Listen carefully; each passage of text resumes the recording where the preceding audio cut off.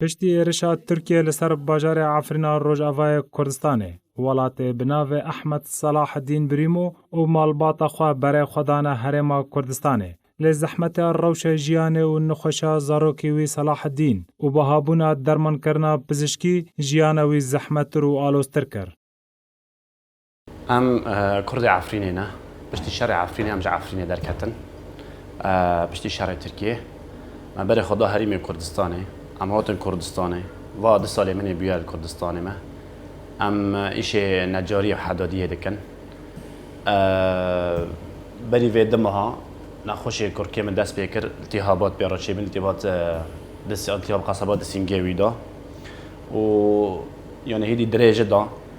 وبشتي التهابات يعني قالك مشاكل بيرا دركاتن تضخم بالكبد تسرع بالقلب كساع علين بالعظام بخدي براستي يعني كي هو قصدي يجي يعني كي طاقتي جندج ما مسترن يعني عم بين كونن عم دخوازن يعني كي منظمات انا جهات حكومية حزبينا اولي كوريا ما بكن بري ما با كل مستشفى درس او جهازات ما بيس بي او جهازاجي يعني خود جهاز من بارتي ديمقراطي كردستان سوريا ما مستشفى سعيد سوري بآلية ما كر ويج مرة او جهازانيات ما سبيه ما كرك خانية مال آنها او جهازام لي سوار دكن بيجراكا بشتي ما جهاز هاني يعني الحمد لله وضعي وينا يعني خراب نبو يعني بيش دارشين وناره بس اما جهاز نكافي جهاز مسألة اكسجين يعني اكسجيني حل لك بس مسألة يعني مسألة وي كبدة مسألة وي هستية وينا أنا مشكلة أنا حلناها كيف هالشيء الجهاز جينا حلكي دائم يعني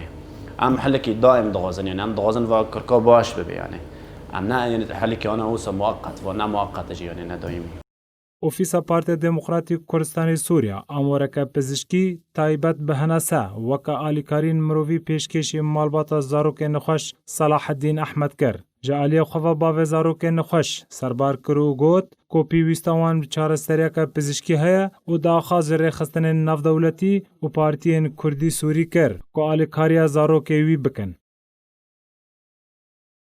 برجو الدكتور مرة يعني اشتغلي جو وضعي كركيتا يعني متابعة جرى جالك يعني لازمة جالك متابعة كي تشينكي وضعي جسمي يعني علاج بيرا يعني دريجية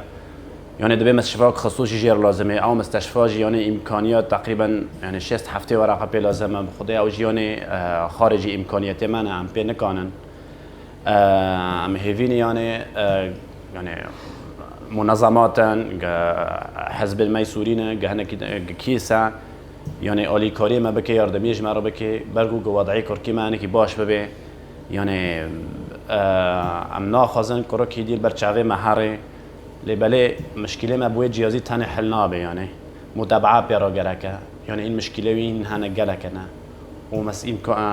إمكاني ما جينين يعني أو مسألة طاقتي ما مسترنا